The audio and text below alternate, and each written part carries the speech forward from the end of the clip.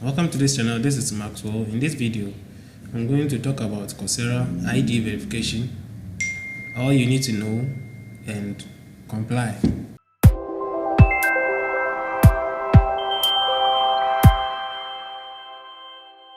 First off, let's talk about the types of verification. On Coursera, we have name verification, which requires no ID card. And then we have the ID verification, which requires ID card, identity card. However, you need to understand that ID verification is not required for every course.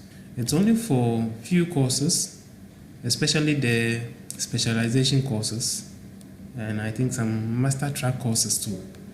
So for those who are enrolling in Google specialization courses or Google career courses, you will be required to verify your ID.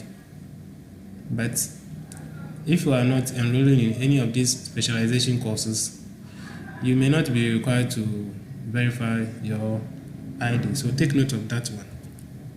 Then when you want to verify, the process is just, I think, three. The first one is you have to enter your first name, last name, birth date, and then the country that your ID is from. The next one is, that's the next step, is you just upload a photo of your ID. Sometimes you just take a shot of it.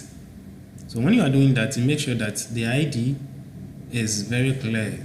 Like you take a clear picture of the ID or a clear photo of the ID. Make sure it is not blurred.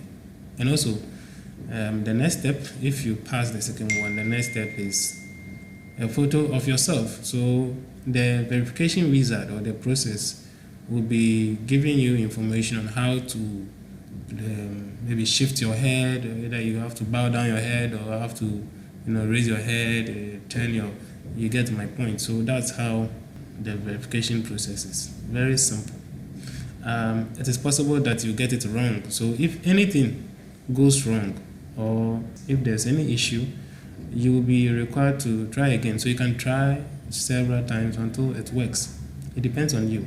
So I recommend that make sure that you have a good camera for that. I mean, a phone with a good camera that can take quality, sharp shots. There are some IDs that cannot be verified. For example, if your ID is photocopied or it comes with black and white images, it cannot be verified by the system or by the wizard. So make sure your ID is colored and you don't make photocopies of them and try to use that one to verify. Also, if your ID is expired, it will not be verified for you.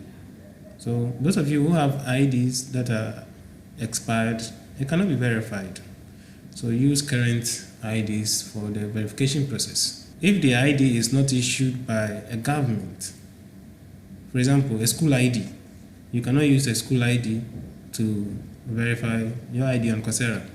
It's only government issued IDs that are required. If the ID does not meet the age restrictions, it will also not be verified. For example, if the person is not 13 years and above, it may not be verified, or 16 years for certain countries, sometimes 16 years. You should be 13 years or 18 years and above before your ID will be verified. Also, if the ID is from a restricted country, it will not be verified by Coursera. For example, North Korea, Crimea is also a restricted country, and there are other restricted countries. Those people who are learning on Coursera, they cannot verify the ID. There are sanctions, so they can't do anything about it. It will not be verified. Now, there are common ID types that you can use in the verification process. I want you to take note of this and see why there is a challenge with those in Ghana. The common ID types that you can use for this is, for example, those in the United States. They are required to use state-issued IDs. That's driver's license or identification card. Driver's license or driver's identification card. And then passports. These are the ones that are required for those in the United States. For the European Union, if they have If you have a residency permit or national ID or the passport, you can use any of this for the verification. Those in India, there is something called the PAN card or Aadhaar card, voters ID, national ID, and then passport. For those in India, they can use all these. They have a lot of options. And for those in Egypt, they will need a passport and a driver's license. Passport and driver's license to verify on Coursera. The rest, or what we call the additional countries, which includes Ghana, you are required to use only passport. So Coursera is taking only passport for the ID verification for any learner who is in any additional country. So the additional countries are all other countries except Egypt, India, European Union, and the United States. So we, Ghanaians, we fall under the additional countries. So this is why we are required to use only the passports. Now take note of this too.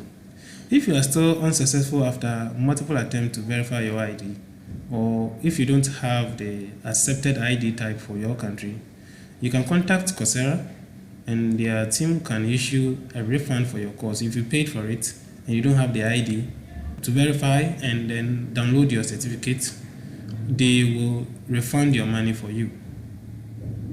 So unfortunately, you didn't pay for your course, so you cannot contact Coursera and then ask for refund. If there's any refund, it is Commonwealth of Learning that will do the refund. If you think you don't have the ID, the required ID, what you do is that, or you will not get it, you think you cannot get it, what you do is you contact your project coordinator, send them your details, they will forward it to Commonwealth of Learning, and then Commonwealth of Learning will take over from there.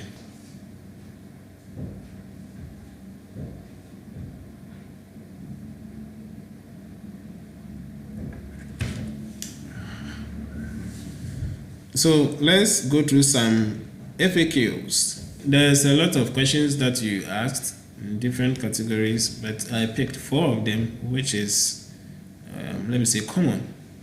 One of them is, what if I don't have a passport? Because right now, if you are in Ghana, you are supposed to use a passport. So what if you don't have? If you don't have, apply for one online. It is just 100 Ghana cedis. You focus on completing all your courses while you wait for it. When you receive your passport, use it for the verification and then download your certificate. So that's what we recommend for those who don't have passports. Get one. What if you don't receive passport before your license expires? So we know that the license is expiring in June 15. What if you don't receive your passport before? You can still verify your ID after your license expires if you have access to your Coursera account. So your Coursera account is personal. It's yours. It's not for Commonwealth of Learning. So even if the project ends or if your license expires, your Coursera account is yours. You can still log in there. And then go to your accomplishments section, do the verification. That's if you have received your passport. Then download your certificate. The next question is, can I use Ghana card for my ID verification? Of course, if you are following what we are saying so far, you know that if you are in Ghana, you are part of the additional countries, and the only ID required for verification is the passport. So Ghana card is not part.